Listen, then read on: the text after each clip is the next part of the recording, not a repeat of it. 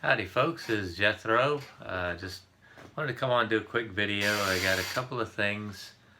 One, as you all noticed by the title, I did the name change on the channel.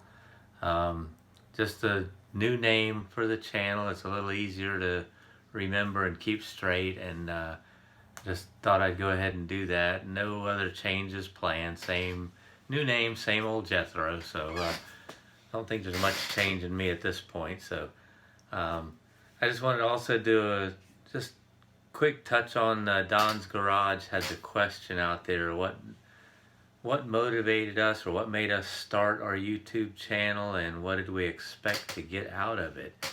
Um, and my answer is quite a bit different from most of the other ones that I've heard, because I did not start my YouTube channel with model cars in mind.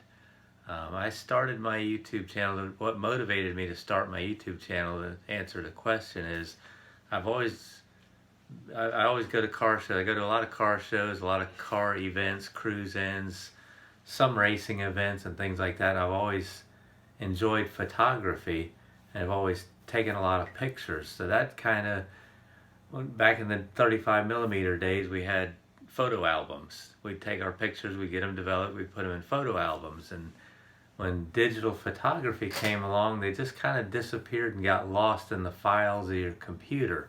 So I was kind of looking for some way to use my photos for something, and I'd watched a lot of videos and was watching videos on YouTube, and so I decided to do my YouTube channel for that. I did mainly car shows and cruise-ins, mostly slideshow formats. And so I did that, and that's what I started it for. And then probably about a year into it, I guess some of the model car community had found my videos and was watching them. Just it also enjoyed car shows and things, and they were watching my videos. And Rick Zink gave me a shout out on his channel, and I found that, and then that's the first I had heard of a model car community or model car videos on YouTube. So to say the least, it was a pleasant surprise, and it definitely made a huge difference in my channel. I had very few subscribers at that time, and so that jumped the subscriber count up pretty quickly. And it was, and the views went up and everything, and also it opened the door to me being a part of the modeling community. And I think I kind of just meandered through it for another year or so, just still doing the car show videos. And I still got to comment back and forth with several of the guys that are still subscribers today, and I really enjoyed all of that. And then actually COVID hit, and car shows, everything shut down.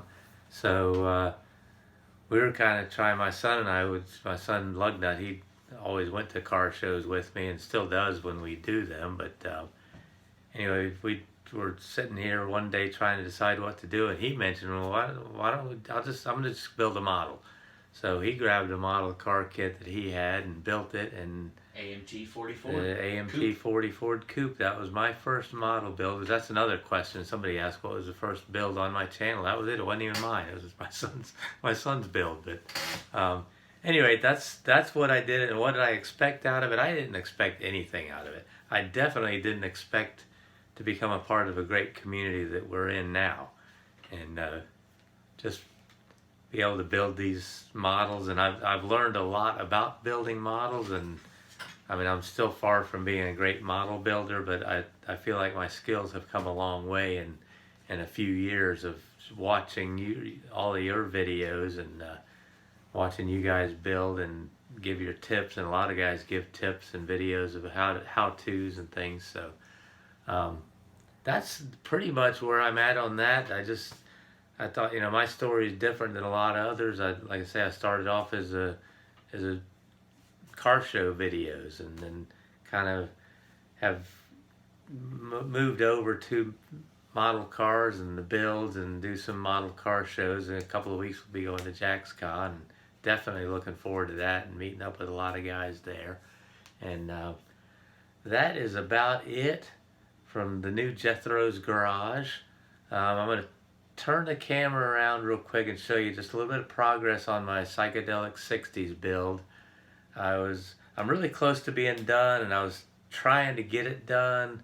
I'm going out of town this weekend, and I just made myself stop because I was rushing, and you know what happens then. So I made myself stop and I'm going to put it in the box and go out of town for the weekend and go see some old friends down south where I used to live. And let's shut this down and turn it around. Alright, so here she is, the 68 Camaro AMT, the Z28, not a Z28 from me. I'm building it like my car, my former car from when I was just starting to drive, but it's coming along pretty good. It's a really nice kit. I've had the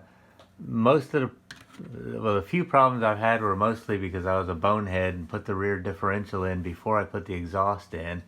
And that made that quite a challenge. I did get it in there somehow, but that was quite the challenge with the mufflers on the front, and I got the resonator in the rear.